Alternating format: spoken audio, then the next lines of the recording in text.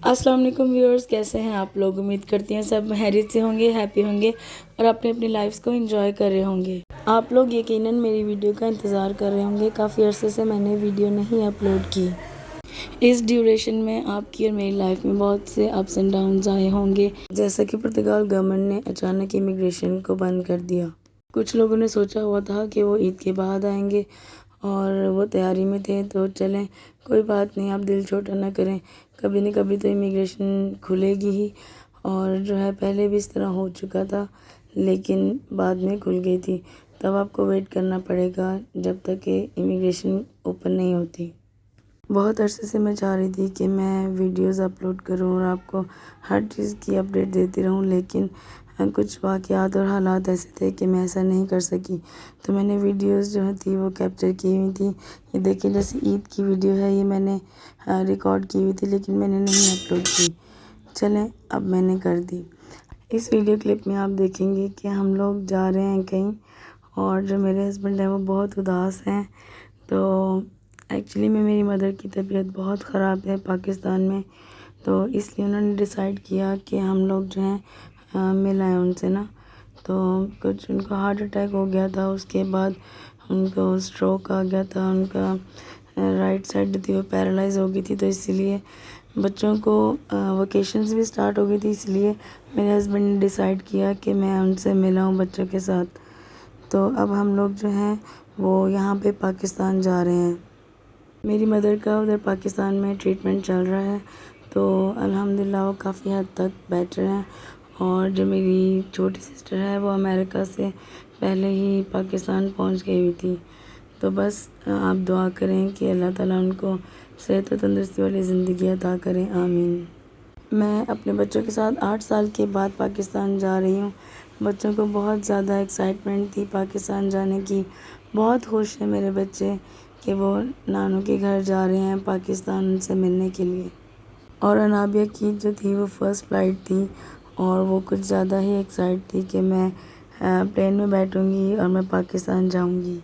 کبھی کبھی میں سوچتی ہوں یہ ویڈیوز نہ بناؤں، لیکن ایک اندر سے آواز آتی ہے نہیں، مجھے شیئر کرنا چاہیے، جو میرے پاس ہے نالج وہ میں آپ تک ضرور شیئر کروں۔ اگر آپ کو میری ویڈیوز اچھی لگتی ہیں تو آپ نے اس کو لائک شیئر سبسکرائب ضرور کرنا ہے، اور ویڈیو کو شروع سے اینڈ تک ضرور دیکھنا ہے، یہ آپ کے لیے بہت ہی فائدہ مند ہوگی۔ میں پلین میں 8 سال کے بعد بیٹھی تھی، اور مجھے اتنا ڈر لگ رہا تھا کہ میں آپ کو بتا نہیں سکتی۔ اور میری جو چھوٹی والی بیٹی تھی، جب پلین میں ٹربولنس ہوتی تھی تو وہ کہتی تھی mama don't be scared, it's fun. تو میں ہنسنا شروع ہو جاتی تھی، پھر میں اس کو دیکھتی تھی، میں کہتی تھی نہیں مجھے اسٹرانگ رہنا ہے، اور اس کی فرسٹ فلائٹ ہے تاکہ وہ ڈرے نہیں۔ تو بچے تو خوشی بیٹھے اور انہوں نے اچھے سے سفر کو انجوائے کیا۔ انسان کی زندگی میں بہت سی مشکلات آتی ہیں، تو اسی کا نام زندگی ہے کہ ہم اس کو فیس کریں، اور ہمیں گھبرانا نہیں چاہیے۔ اور پلین میں انابیہ کو یہ بیگ ملا تھا، اور اس میں ایک چھوٹی سی فائل تھی۔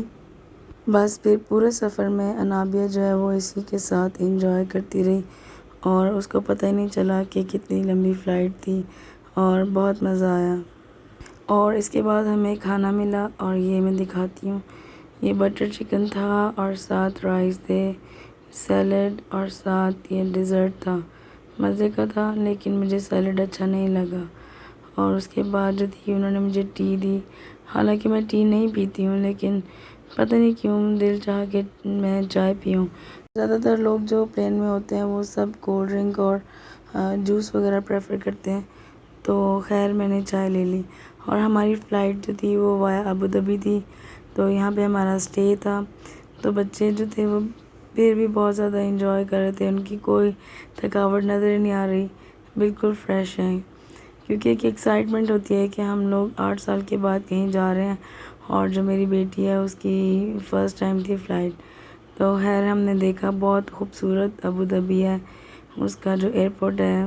ہم یہاں پہ رکے ہیں تھوڑی دیر، یہاں سے ہم نے کچھ بچوں نے اسنیکنگ وغیرہ کی، اور اس کے بعد ہم جو تھے وہ اپنے جہاں پہ ڈیسٹینیشن تھی وہاں پر ہم پہنچ گئے، تاکہ ہماری اگلی فلائٹ جو ہے وہ مس نہ ہو۔ پہلی والی جو ہماری فلائٹ تھی وہ تھوڑی لمبی تھی، اور جو دوسری والی فلائٹ تھی وہ چھوٹی فلائٹ تھی۔ تو بس یہ اگلی فلائٹ میں ہم آ گئے ہیں، یہاں پہ بھی ہمیں کھانا ملا، اس میں جو تھا اس میں بھی سیلڈ تھا، ڈیزرٹ تھا اور یہ رائس تھے، بریانی ٹائپ لگے مجھے، بہت ہی مزے کے تھے۔ اور یہ ہم پاکستان لینڈ ہو گئے ہیں اور ایک دم ایک ایسی خوشبو آئی نا جیسے اپنی مٹی کی خوشبو ہوتی ہے، تو اتنا اچھا لگا نا پاکستان کے ایئرپورٹ پہ اتر کے۔ لیکن جیسے ہی ہم ایئرپورٹ کے باہر نکلے تو بہت گرمی لگی۔ نابیہ نے کہنا شروع کر دیا، mama how can I go back to my home? تو میں نے کہا اب بیٹا ادھر رکو، اب ہم جائیں گے آرام سے۔ تو یہ دیکھیں صبح کے 4:30 بجے میں 3:30 بجے میں پہنچی تھی، تو بس سب جاگ رہے تھے، انتظار کر رہے تھے۔ اور میری ممی کیونکہ اب چل نہیں سکتی ہیں، وہ لیٹی ہوئی تھی، تو پھر بھی وہ بہت خوش ہوئی مجھ سے مل کے۔ تو یہ میری ممی ہے، تو یہ اتنا مجھے رونا آ گیا نا، کتنے سال کے بعد میں اپنی ممی سے مل رہی ہوں۔ خیر اللہ تعالیٰ سب بیٹیوں کو اپنی ماؤں سے ملائے اور اللہ سب کی ماؤں کو سلامت رکھے، آمین۔ گئی تو تھی میں اپنی ممی سے ملنے کے لیے، لیکن لاہور میں مجھے کیا پتہ تھا کہ اللہ تعالیٰ نے جو اپوسٹل کا کام ہے وہ میرے ہی ہاتھوں کروانا ہے۔ تو خیر میں 3 دن وہاں پہ جاتی رہی ہوں اپوسٹل کے لیے۔ تو صبح 4 بجے گئی، پھر 5 بجے گئی، تو انہوں نے یہی کہا کہ ابھی نہیں اوپن ہوا، اور وہاں پہ ایجنٹ بول رہے تھے آپ 1,10,000 روپے دیں تو ہم آپ کو 2 گھنٹے میں کروا دیتے ہیں۔ لیکن ایک ڈر تھا کہ پتہ نہیں سچ ہوگا یا جھوٹ ہوگا، لیکن میں مسلسل 3 دن اپنے بھائی کے ساتھ جاتی رہی ہوں۔ ایجنٹ بولتے تھے کہ آپ پیسے دے کے کام کروا لیں، اور اندر جو آفس میں بیٹھے ہوتے تھے وہ بولتے تھے کہ منڈے سے سٹارٹ ہوگا۔ تو میں منڈے کو ادھر پہنچ گئی صبح 3:30 بجے، سوچ کر آئی تھی کہ میں سب سے پہلی ہوں گی، لیکن وہاں پہ لوگ ایک دن پہلے 8 بجے کے آئے ہوئے تھے، کچھ 2 بجے کے آئے ہوئے تھے، بہت زیادہ لمبی ہزاروں کی تعداد میں لائن تھی۔ پورے پنجاب سے جو تھے وہ لوگ آئے ہوئے تھے، کیونکہ میں وہاں پر میرا نمبر تھا ویسے تو 25-26 نمبر پہ میں کھڑی ہوئی تھی، لیکن جب مجھے ٹوکن ملا تو میرا نمبر 101 تھا۔ ٹکٹ دینے والا عملہ تھا وہ بہت ہی اچھا تھا، لوگ اتنے مجبور تھے، اتنی دور سے آئے ہوئے تھے، کاریاں، گجرات، گجرانوالہ، سیالکوٹ، اس میں بزرگ اور پیشنٹ بھی تھے۔ اتنی دھکم پیل ہوئی کہ انہوں نے گیٹ بند کر دیا۔ پہلی بار میں تو وہ دھکے دے کر پیچھے سے آ کے چلی گئیں آگے، اور پھر میری باری تھی، وہ دوسری ٹرن میں آئی، انہوں نے کافی دیر بعد گیٹ کھولا۔ تو یہ تھی اپوسٹل کی لائن، ادھر مرد اور عورتیں اکٹھی تھی، اور یہ جو اندر یہ جو کام کر رہے تھے، یہ سٹاف بہت روڈ تھا۔ لوگ جو باہر آئے ہوئے تھے وہ اتنے اتاولے ہوئے تھے کہ وہ گیٹ پھلانگ رہے تھے، تو پولیس والوں نے پھر ان کو ڈنڈوں سے مارا اور ان کو باہر نکال دیا۔ اتنی دور سے آئے ہوئے تھے، کچھ بچے لے کر آئے ہوئے تھے اور کچھ عورتیں بے ہوش ہو رہی تھیں، اور بچے گرمی سے نڈھال ہو رہے تھے، اور انہوں نے باہر اور اندر آنے کا دروازہ بند کر دیا۔ جو اندر سٹاف کام کر رہا تھا انہوں نے لوگوں کو 4، 5 اور 6 بجے کا ٹائم دیا تھا، لیکن اس وقت کسی کو بھی نہیں ملا۔ رات 1 بجے تک جو تھا انہوں نے واپس کیے سب کے فارم۔ اپوسٹل کے لیے آپ کو کسی کو پیسے دینے کی ضرورت نہیں ہے، نہ ہی کوئی فارم فل کرنا ہے، بس اپنی شناختی کارڈ کی کاپی کرا لیں، اور جو پیپر تھا اوریجنل وہ ساتھ رکھیں، اور اندر ان کو فیس دینی ہوتی ہے 3,000 ایک ڈاکیومنٹ کا ہے، اور باقی جو ہے وہ اگر آپ کے دوسرے ڈاکیومنٹس ہیں تو اس کے حساب سے پیسے ہوتے ہیں۔ تو آپ بے فکر ہو کر جائیں، بنا اپائنٹمنٹ کے اپنا کام کروائیں۔ کیونکہ پہلا دن تھا، ان کو بھی سمجھ نہیں آ رہی تھی، اس لیے بہت ٹائم لگ گیا۔